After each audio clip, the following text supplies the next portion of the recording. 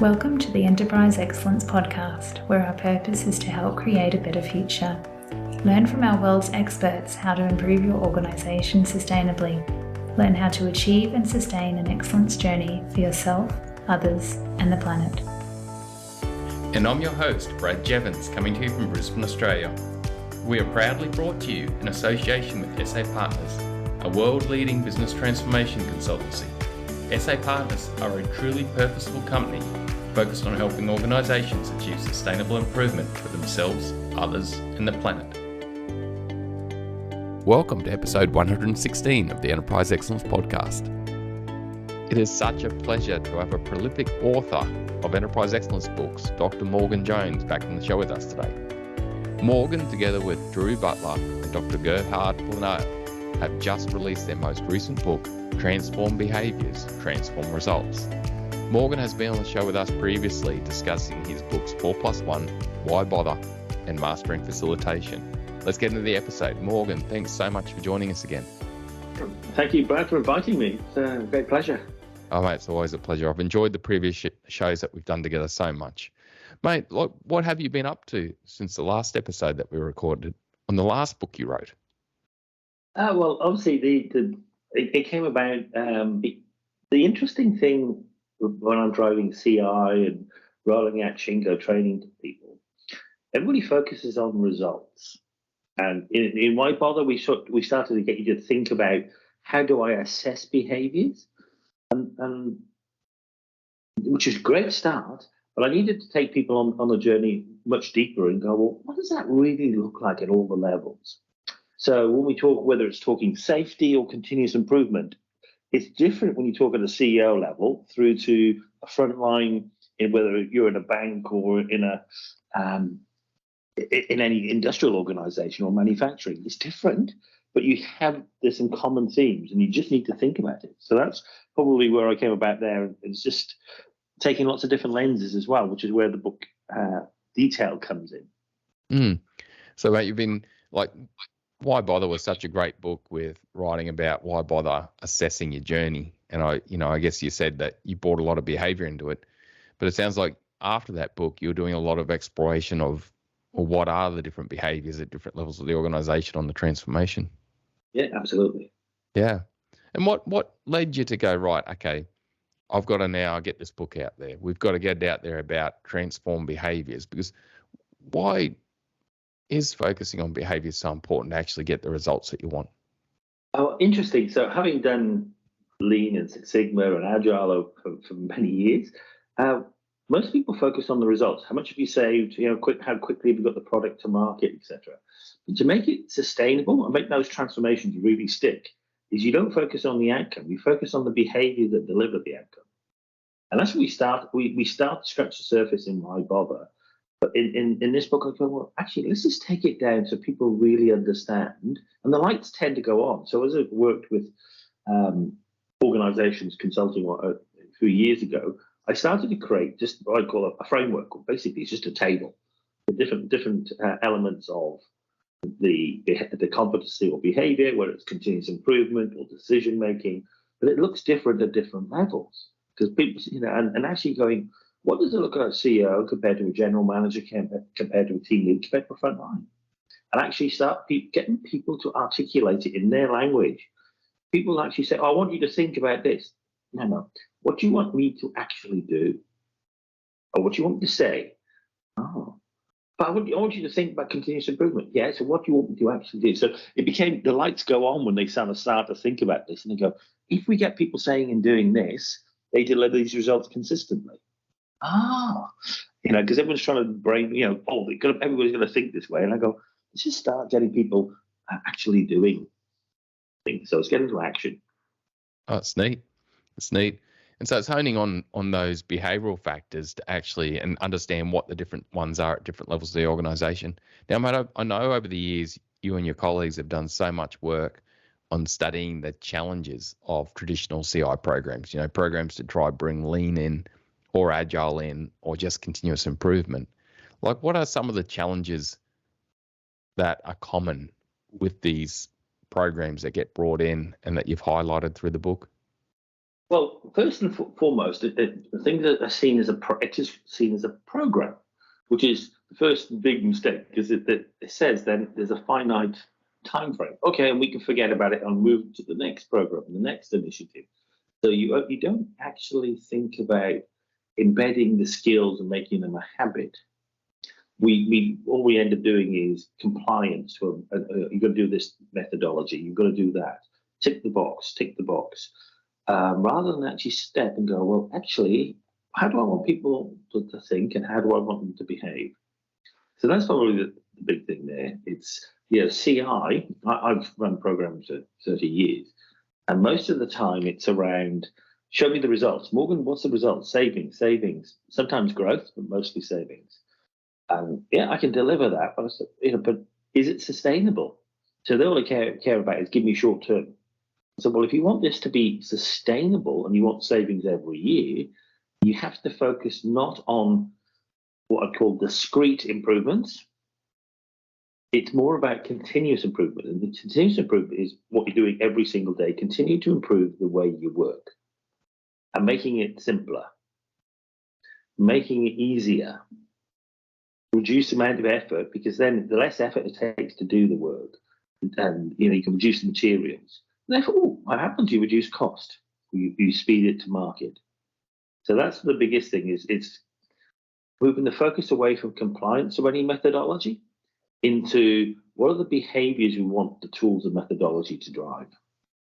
That's neat, Morgan, because just listening to you talk about that, we're going to roll out an agile program. We're going to roll out a lean program. We're going to roll out this program.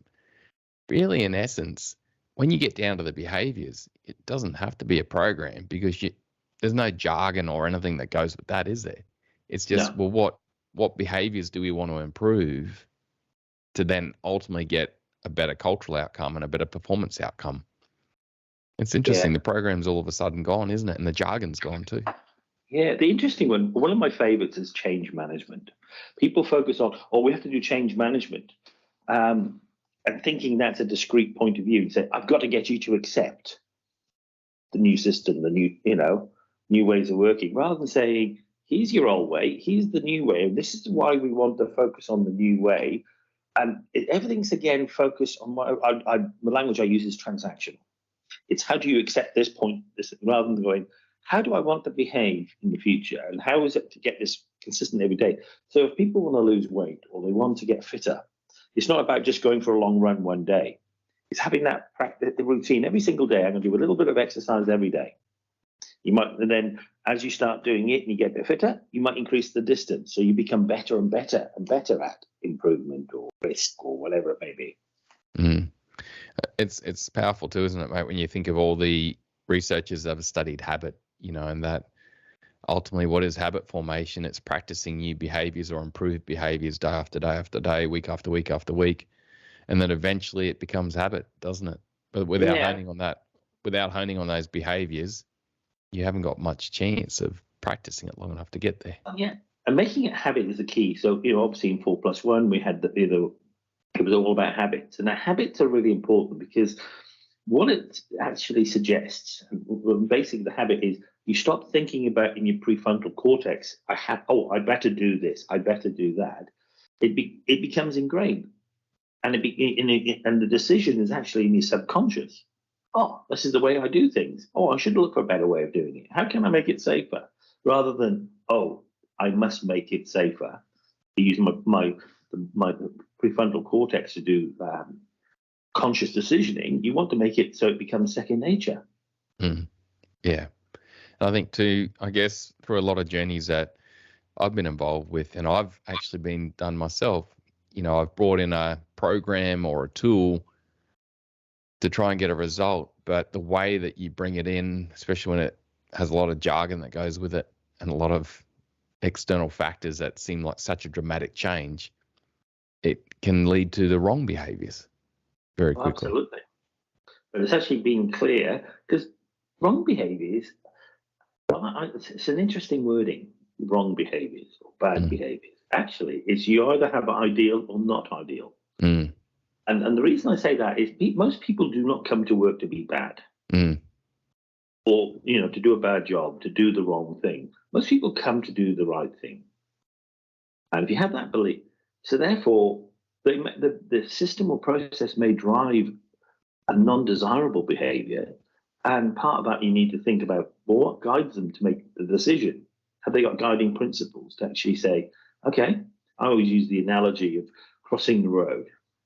You press the button, the man's on green. If there's cars going back and forth, would you cross the road? Because it says green, you could cross, but would you cross using the principle of your personal safety? No, you'd wait till it's safe, even though the process says green. Or if it's on red and there's no cars, would you cross the road? Some people would, some people wouldn't. Then it comes down to what leadership shadow do you want to cast? Do you want to show people that leaders break the rules when it's convenient for them or they're in a hurry? So that to me, because the language I like to use is it's non-ideal. I've got to understand that's bad behaviors mean it almost implies it's intentional. Makes sense? Yeah. I had we had Yves Moriox on the podcast recently, and his 2-minute tip to leaders out of his episode was basically think of any change that you want to do. First of all, think of what behaviors will that result in. Like, what is going to be the behavioral impact of any decision you make? Because that's ultimately where it's going to meet the road and succeed or fail. Exactly. Absolutely. It's so true. Well, with the book, I know that you explore a number of different models. You've got agile, continuous improvements, safety, risk, a number of different areas. With that, what was the reason that you explored these different elements and then tuned them into the behaviors? Well, when you talk about transformation, the first piece, I'll start off in the book and just say, let's explain what does the introduction to desired behaviors. What does it actually look like? What drives it, etc. And then also start to introduce people to measures of how you measure behaviors. So, because we know that KPIs will drive, or key performance indicators will drive behaviors. And so that, so I think, well, okay, but a behavior is how you deliver the outcome or KPI. So I started thinking about what's the sort of anatomy of how you construct metrics. Because we're very good at KPIs. How would you create a metric around behaviors, a key behavioral indicators? So early on, I sort of introduced the anatomy. So you think about the unit. What's the behavior you're looking at? Sort of population time. How would you make that smaller? Or improve the quality. And then throughout each of the the language I use is lenses. So if I'm taking a change management lens or an agile lens or continuous improvement, customer experience. And the reason I did that, because different organizations will have a different target for their transformation. Sometimes it's cost or reduce risk or safety. The heavy industries like steelmaking, mining, etc. A lot of it's about safety and reducing cost. Whereas in service industries, might be more about customer experience. I started looking at all of those and risk. And so I took these different lenses and go, well, what does risk look like? It's about making decisions. And risk is about balancing the risk of going wrong against reward. And what does that look like at a CEO level compared to a front line? Risk in itself is more safety or personal risk compared to market risk, commercial risk, etc. when you get to higher up in the organization. So for me, I started exploring different lenses because my background has been change management, agile, and continuous improvement. But I've always done safety and I've always done risk type of things as well. I thought, well, okay, let me just break them down into discrete ways of looking at things, i.e. a lens. Focus in on that and say, what would the behaviors look like if I took a risk lens? But then I'm going to say, here's some typical KPI. So in the end of each of the chapters, I come up and say, well, here's some examples. I introduce you to the anatomy of key behaviors. Now I'm going to say, well, okay, what are typical KPIs for risk or customer experience or change management or agile? Then I say, well, okay, great. If you look at that, then what would a key behavioral indicator look like? And I also introduced in this book, I got the two authors to help just test my thinking in this, because key behavioral indicators work really well for middle management, senior management. It doesn't really resonate the front line. They go, oh, you want behaviors? This is how you measure my behavior. It almost feels to them a little controlling.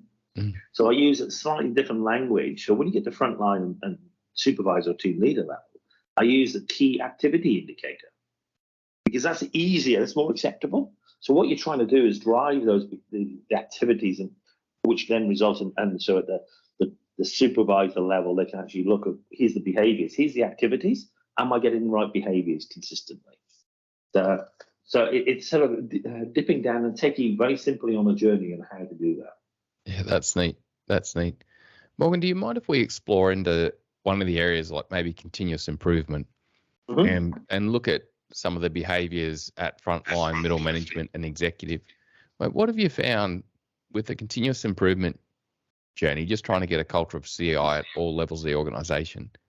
What is some of the key frontline behaviors that you came up with and explored through your studies and in the book?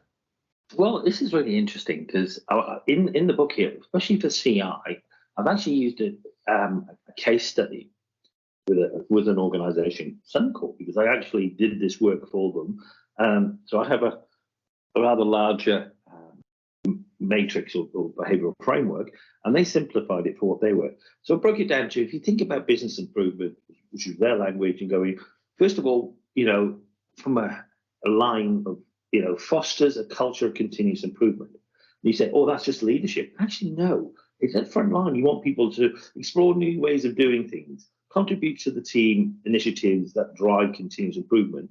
And our focus, continuous improvement, is micro improvements. It's not something that's going to transform the organization. We're talking front line. What's going to make it a little easier than tomorrow? It can be a very small micro improvements. But when you start to move up to like a first line leader, etc., they proactively, constructively challenge the status quo and encourage people to actually come up with ideas. But then also they start to say, well, okay, you're going to generate some ideas, and then giving them time, skills, and capability and accountability to deliver. And therefore, what's that get when you get higher up in the organization? It's about encouraging your leaders below you to actually do that, coaching them, doing some more complex problem solving at a higher level. And it's again, when you get to the strategic leader or CEO stroke executive board member, etc., this is, what's that look like? You're almost setting targets, and the expectation of continuous improvement is part of your strategy, and you demonstrate what you're trying to do at that, even role model that even at the senior level, and encourage and coach lower down to coach that capability. So so there's elements around fostering culture of improvement. So if a new person comes in, the frontline people are actually going, look, this is a way. If you see any new ideas, come in and we'll work together and we'll try and solve it and improve. That fresh eyes approach will improve. And then you got something like developing and implementing solutions. You actually, where's the skill set, etc. You can actually lead change. So once you actually come up with an idea, how do you test it? So making, there's two parts to that. Is one, having going, well, is just a theoretical solution. Let me go and have a make of it. Some frontline people may go, if it's a jig or a widget, they can go make, or might test up and make a cardboard version of a new product, what it looks like compared to, or the app, or draw pictures. Start getting people to go, and how would you sell that to your peers? Get them to think about how to change, but it's not about you must do this. Here's what we're trying to enable. Here's the behaviors. So getting people to start thinking about, it's not just following instructions. It's about, here's the behavior we're trying to encourage. It's trying to make it safer for you. It's trying to make it easier for you. It's trying to make it easier for the customer. And so if that makes sense, so what we've started to do is start thinking about that at multiple levels. And then as you go up higher in hierarchy, it's more about creating the right environment for those frontline people to do the work.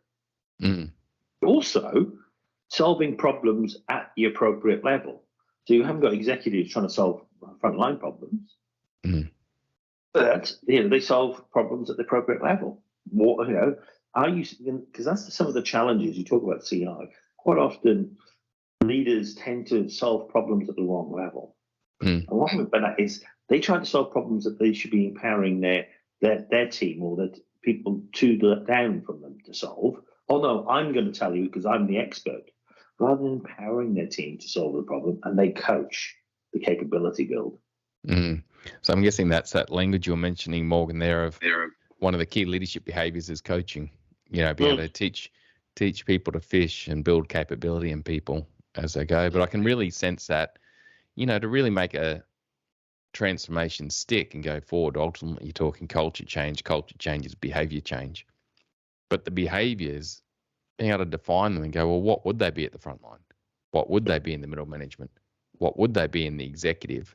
That's really powerful. You can start to map it out and get a real clear view. Morgan, how many behaviors do you typically find are critical to getting a shift at the front line, middle management, executive? Four, maybe five maximum. It's not many, is it? No, and it comes very simple. You know, it's about, I use 5 for dimensions because we've got 5 fingers and it's easy to remember. So the first one's around really, if you use the language of lean, it's ocean. It's really defining what matters most to the customer and the business and how you're going to know you're on that journey. So that's it. So the first thing is everybody aligned to the direction you're trying to go in? And that's from the front line understanding, right, okay, this is where we're going. Here's what's important to the business. This is what's important to customers. So whether it's safety, whether it's environmental impact, social value, everybody understand. And being really simple and clear, that's what's important. And then there's a second. So the first one is really defining what matters most to customers and the business. Then the second piece is about actually executional delivery. How well are we delivering what matters most? Mm-hmm. The first one, define what matters most, and how we're going to measure we're doing that. The next one is how well are we delivering? Are we got the capacity to do the stuff?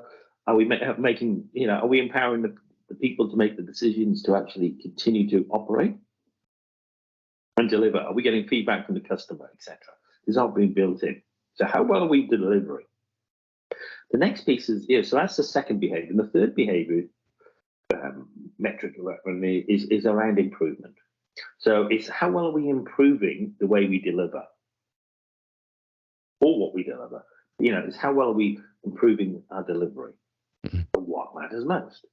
So if you notice, define what matters most, delivering what matters most, it's improving our delivery of what matters most.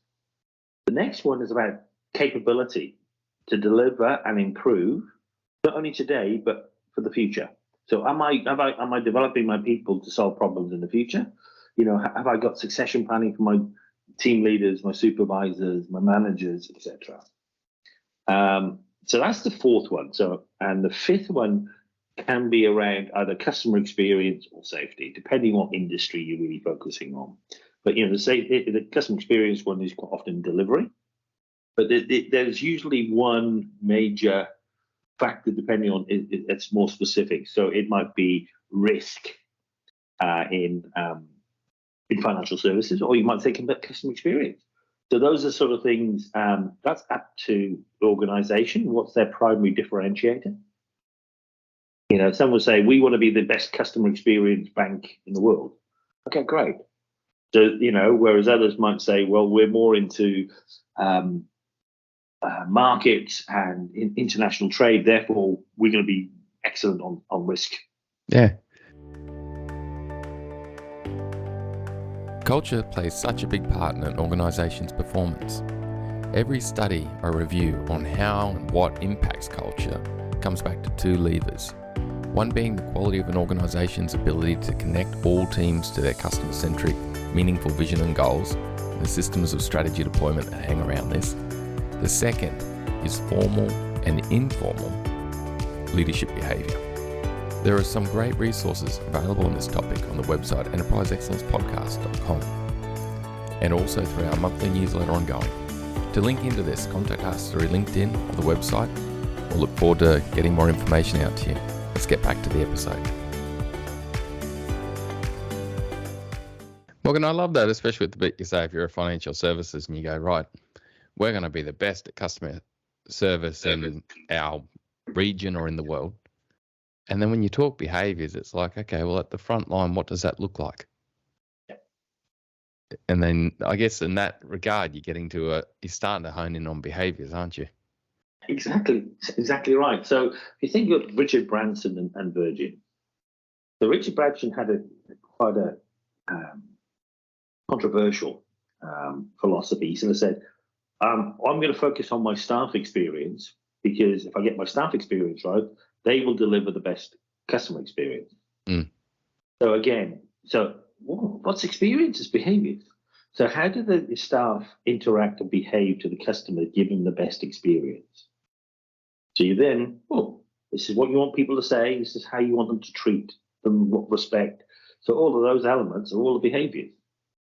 But it's not being overt. So people use different language. That's okay. But it just comes down to what's the clear definition of behaviors? Because the culture has other elements to it. But the purpose of this book is really to hone in on the behaviors piece, because culture is made up of 3 elements. Behaviors is what people do and say, or don't do and don't say. The other part is about beliefs and values. I don't cover that in this book. That's something that's coming up late in a future one. But beliefs, you have organizational and team beliefs. If we speak up, last person who spoke up got sacked. So there becomes a team belief or an individual belief that you can be disrespected. So every time you speak up, you get into trouble. So it's that psychological safety piece, and values. So you have the corporate values. So at a team organizational level, so it's made up of values, beliefs, and behaviors. The important thing is it's relatively easy to change behaviors. It's harder, but you can change beliefs. And you do that by demonstrating behaviors and how you respond to behaviors. The values one, you don't change, both at an organizational level, but also at a personal level. Very rarely do people change their core values. So as you as an individual, your values were established by your family, your community, whether it's church, local community, friends. Your value set was embedded very early on. Very unlikely for you to change those unless there's a major life change. Again, that's what happens at corporates. They don't tend to change their core values unless they're, we're about to go bankrupt, we need to change. But the beliefs, once you've got your core and you live with those core values, then focusing on the beliefs to drive. So I focused on the behaviors because that's the first step. Really get your behaviors aligned and getting that consistent at all levels. Then you can start to say, well, okay, and check, how do I embed that? It's making you, then you can start to challenge and really align your beliefs both at an organizational level and also individually. I'm guessing, Morgan, what you're saying too, like that one where the last time someone spoke up, they got fired. Through those people seeing behavior of leaders not doing that multiple times, they might start to alter their belief. But it's not something that will happen the first time they see someone not get fired when someone speaks up. Like it can take a while to alter a belief, can't it? And I guess that's where behavior is not something you can just focus on for one short period of time. Yeah, it's consistent. And those beliefs. So people have inherent beliefs in teams and sub-teams that something happened 2, 3, 4, 5 years ago. Because you have this organizational memory.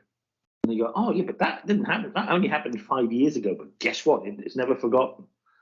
Until you say, well, okay, great. How many times, so therefore, for every negative experience, you need at least 7 positives to negate that one. So when you say, oh, someone did get, but how many times do we promote people because they challenged and tried to make things better? We don't actually articulate and tell people that. So if you did that 7 times, people would forget that one that got sacked. Does that make sense? Yeah. And that's why you change the beliefs of people. So this book doesn't really get a huge amount into the belief system yet, because when you start talking about that, people say, "Oh, you're trying to tell me what belief? You can challenge my religion. You can challenge." No. It's what's the inherent team beliefs. You go, what do you mean by that? And people who never articulate that. Very rarely do they actually articulate the behaviors they want to see. Some very successful ones do, like the Teslas, like Amazon. They have a core set of values and beliefs, values and behaviors. and they're quite brutal in applying them. That's what's acceptable here. You will live by them. Yeah. If you don't, they self-manage very quickly. Yeah, I think it's it's especially with some of the leadership behavior where with the right language and the right approach, that will that Jim Collins spoke about comes down, that we're on this journey, we need to make this journey and keep at it. It certainly sets a tone, doesn't it? It sets that tone of this is a belief. This is something that we're going to hold to, whereas as soon as it's wishy-washy and behaviors alter compared to it, you're on a very fragile, thin bit of ice with a transformation, aren't you? Yeah, because you mentioned, I talked a little bit earlier on about, the lenses I take. So the first one I talk about, is change management. Start to get people to think about it. It's actually what changing behaviors as well as changing and using comms. Because most people think change management is all about communication. Then they start to look at agile. Now, agile, it challenges people's beliefs because we use waterfall style for project and finance and everything else, but you want to change the way you manage agile, which means, the only thing that's fixed in agile is time, scope, and cost is variable, and that freaks out because it's old behaviors and old mindsets to say, actually, what do you mean? All I'm going to do is I've got to deliver this in this time, so I can change the scope. But they say, but that doesn't work for building a bridge. I can't build half a bridge. But there's, you say, well, you actually got to think differently.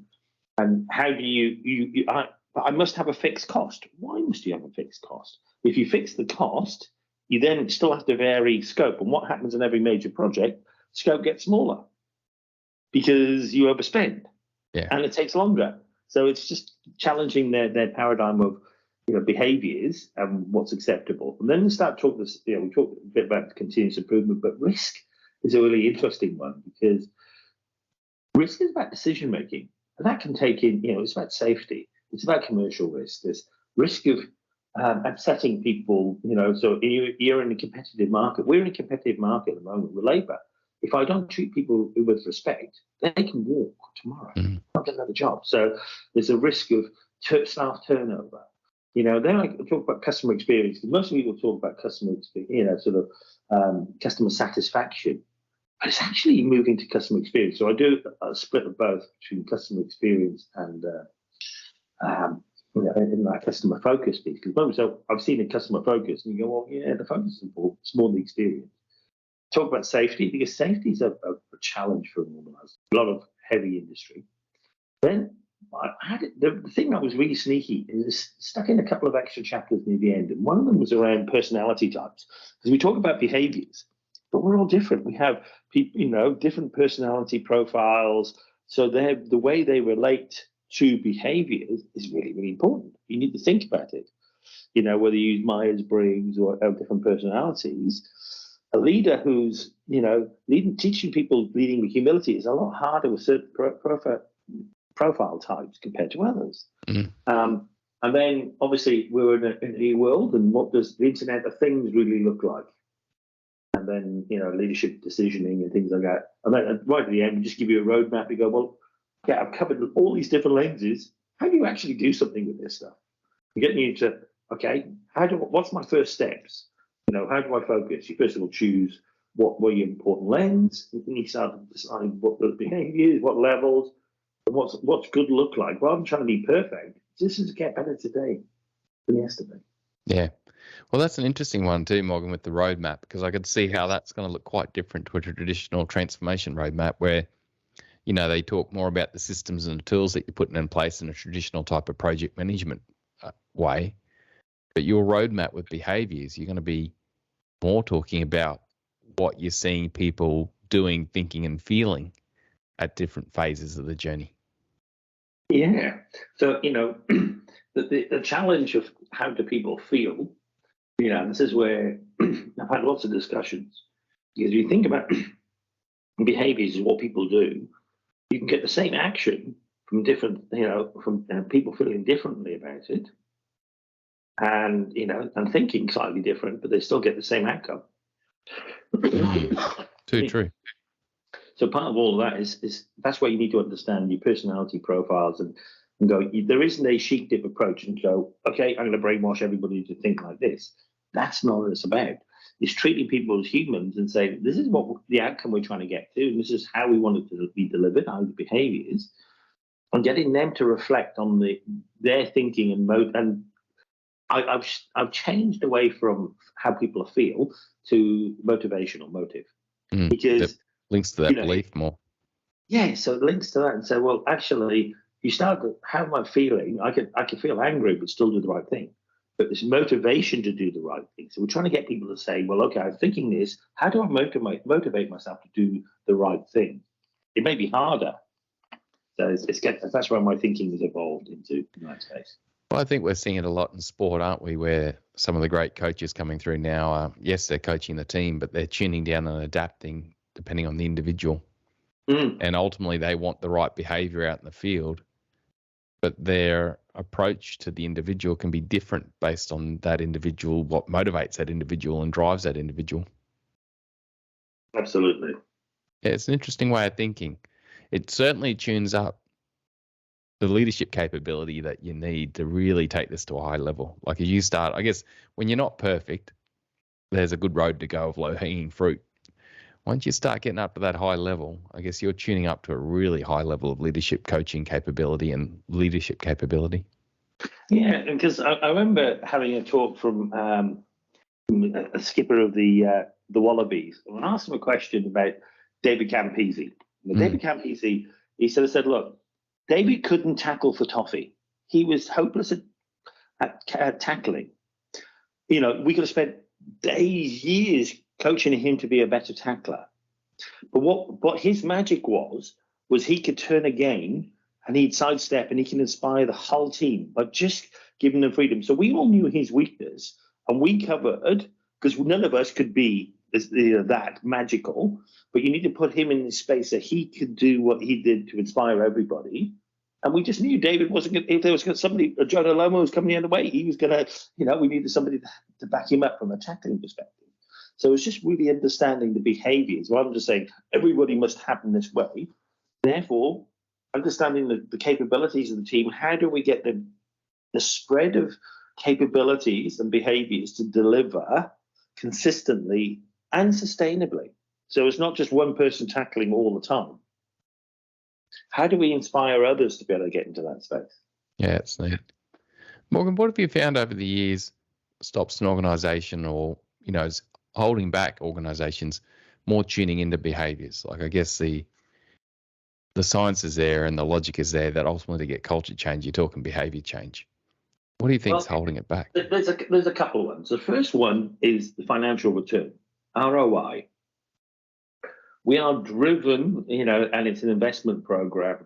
Is this a cultural change? Oh yeah, I know, but I'm not going to get the results now. I'm investing now for the future. So that's always a big challenge for various parts of the organization. So the finance but some leaders will say, yeah, I understand investing for the future. Others is where HR believe, no, we own culture. No, they don't. It's actually the business line own culture, and HR are there to support and help them build, as is the leadership. So it's the first bit of people wanting to own the big piece of the pie, and I own this, or finance say I want high return. So those are two big ones. And the third one is people want a defined time frame, rather than saying the difference is this is not just a program. This is a cultural transformation. This is how we're going to operate and continue to improve year on year on year. Yeah. Not just, the next 3 years we're going to deliver this. It's the next 10, next 15 years. So the time frame can be quite daunting because some of the other programs, we did Lean Six Sigma in the past, or we did Agile in the past, and it delivered for a bit and then it's gone away. Yeah, because all you did was focus on the methodology. Yeah. Yeah. And I'm guessing too, Morgan, like you mentioned earlier, you're mentioning succession planning. Like I'm guessing if you have poor succession planning and the wrong behaviors come at the wrong place at the wrong time, it can quickly drive beliefs and behaviors back another way. Yeah, because there was one other one I forgot to mention, which about the other problem is new leaders come in and want to make a quick difference. So what they do is they disband all this great work that's been done and start to embed the behaviors. Oh, I have a new way. I'm going to make it even better. So they just destroyed all the foundations you've taken years to build. So leaders want to make a difference rather than building on what's there. Yeah. I think it's been a recent insight for me too, Morgan, over the last year or so myself, where I look at every business that's in operation now. They're operating, they're making money, there's systems there, there's behaviors there that are working. They'd be out of business otherwise completely. Okay, so what are those few behaviors we've got to alter and help improve, not alter, but necessarily just tweak and improve to keep going forward even better? That's just align. So, because what happens in bigger corporates is the alignment of behaviors, because they're driven by their own KPIs, and which actually drive slightly different behaviors. Yeah. And, so it's, again, just aligning them so we look at the bigger picture. Yeah, just how do we get value stream alignment? Like you said, how do we alter some behaviors from leadership down to the front line to get better value stream alignment and flow through the organization? Simple, but not easy. Yeah, absolutely. So I know you helped me contribute to the chapter on agile management. So thank you very much for that. And the bit I know I challenged you to say, I don't want to talk anything about agile methodology because again, that's like whether you're lean or Six Sigma, are you following the domain? Are you following PDCA? Is I got you to challenge your thinking. What's the agile behavior patterns that enable people to think differently using agile? So do you want to tell, I'm switching the interview a little bit, so you want to tell me a little bit about what you think in that space? I think, Morgan, because you and I have worked together with a number of corporations and things also, and all the way through the journey, it's been a challenge, thinking about, okay, get away from the systems and get away from the tools and go, okay, so what would be the behavior that you'd be seeing? And I think in best practice agile, you'd be seeing ultimately a behavior of respect for the front line, because it's that insanely focus on the front line, create value, and that's where we're going to innovate and improve like crazy. And so there's this absolute behavior of develop the front line and build them to the ultimate level of capability. There's also a behavior of breaking down, of working collaboratively and cross-functionally and having different skills and capability in the team. And there's also a behavior of being insanely customer-centric. So there's virtual ongoing PDCA cycle of rapid collaboration with customers, whether they be external to the company or internal. If you've got a project or a change you're bringing through that's going to impact internal customers, well, you're highly tied to them and constantly getting rapid feedback on that through the time-blocked work you're doing. So I really enjoyed it, mate, because it allowed me to think deeper than the system, because agile in its training is largely about the system. It's train on the system, deploy the system, you'll get the behaviors. But I'm with you, mate, that the place to start is what behaviors do we want, and then how do we help create that, and how do we help lead that and foster that. And also too, mate, when you're challenged to then go up to the leadership levels, the leadership level behavior of seeing a problem coming up to them as an opportunity to truly help serve the people they serve, versus the behavior of them seeing a problem coming up to them as a pain in the neck or I'm too busy and I'm just going to ignore it. And the other part, I guess, which we spoke about, which is critical, is the senior leaders really focused on connecting and aligning all levels on the customer, but also on what we're working on, that planning cycle, and really helping create calmness and focus and flow through that. So it was really good. I enjoyed it, mate, because it's something that I hadn't done until you came to me about doing that for your book. So thank you very much. That's good. I'll hand back to you now. Yeah. I think too, it's going to help any consulting firm or organization that is working on agile, or that is working on lean, or working on Six Sigma, or working on safety, whatever, customer experience, whatever they're doing. I think the great thing your book's going to do, it's going to allow them to actually practically look at, okay, how do we look at this from the lens of behaviors, and what's some practical examples of that? Because it's in there, isn't it? Like the book is full of all these different behavior contexts where you can look at things from that lens and put it into it, even then broaden it into what is a key behavioral indicator that might play a part here. It's good, mate. I love it. Morgan, what would be your 2-minute tip to organizations, your 2-minute enterprise excellence tip on transform behaviors, transform results? My primary tip is if you really want to transform your results and make them sustainable, you're going to focus on just a core set of behaviors, because it's the behaviors that deliver the results. So you can stretch and burn people out.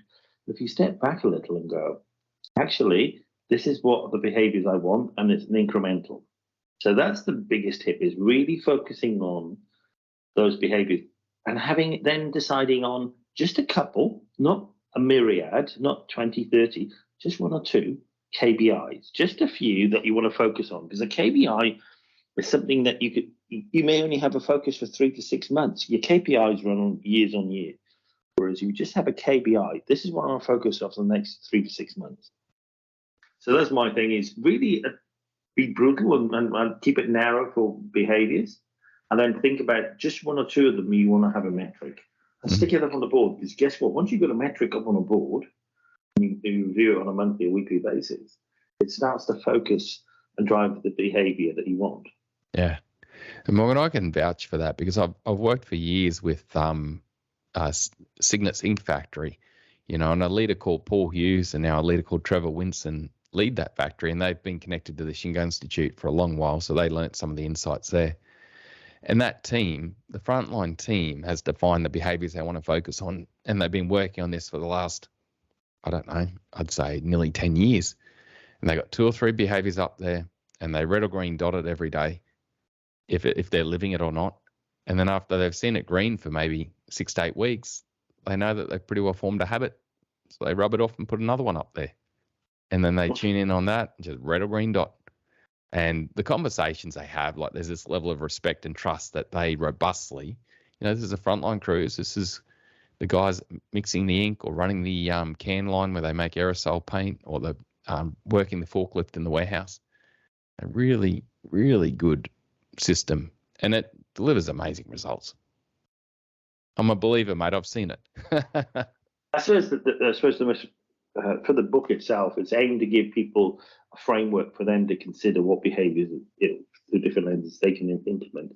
And the personal piece is all the proceeds for this book, again, goes to the Black Dog Institute for mental health. So it's a way of giving back. Mm-hmm. Hopefully when people buy the book, they realise they're actually contributing to mental health. Yeah, that's great, mate. That's a good area to help with. It's ongoing, but especially where we're at now in the world, isn't it? Mate, Morgan, what's been a recent insight for you, mate? What's been something you've learnt recently that you didn't know before? Oh, interesting. About learning from my coachees. So I've been doing some training and coaching somebody, and watching them coach, I learned I could, more by watching them coach and coaching them than the challenge. More think, stop, what behavior? And I just sometimes going, you get into a routine and habit. Sometimes you need to just challenge your habits and go, become second nature, and you get lazy. So it's part of that more recent stuff of going, maybe I just need to reflect more to make sure I'm not becoming complacent. That's a great insight, mate. I reckon that's probably the best insight I've ever had given on this podcast. That's a cracker. Mate, how can people reach out to you? Mate, how can they reach out? How can they get hold of the book? First thing is they can come through your network. Absolutely. Send the podcast. I'm up on LinkedIn, so they just have to search, and all the books are available on Amazon or all good websites. So Barnes & Noble, Routledge, who are the publishers. So you just do a search, Dr. Morgan Jones books, and then it'll come up with all of them, because this one is coming out as the 7th. Nice. And I say, then there's the excitement of the next couple I've got planned. Yeah, it's brilliant. Well, Morgan, thanks for everything you have done, mate, and also to the fact that you're capturing it in a legacy of written word that will help forevermore. And thanks for everything you continue to do. I'm sure there's going to be many more books we talk about going forward in the future, mate. I look forward to them all. Thank you. Thanks, mate. Thanks for helping us create a better future. Bye for now. Thank you, bro. Cheers. What a great episode. Remember, you can go to our website, enterpriseexcellencepodcast.com, to gain further resources on leading and improving culture, and also connect for our monthly newsletter. There were 2 key takeaways for me from this episode. Firstly, when considering a transformation or change within your organisation, define the ideal behaviours you'd like to see. These behaviours will vary across the different levels and potentially teams of the organisation. Consider all these factors as they are critical to truly making a change sustain. It is amazing how few behaviours of a focus to make things better can achieve amazing results. My second key takeaway was the time spectrum involved in truly achieving transformation or cultural change. The approach of defining ideal behaviours and working to embed ideal behaviours is infinite. Once we have embedded the ideal behaviours we are focused on now, we can then look at what do we need to focus on next to move us towards our vision and goals. This approach is not a short-lived program, it's an ongoing approach for constant cultural and transformation improvement. Thanks again for your time and knowledge, Morgan. Thanks for helping us create a better future. Bye for now.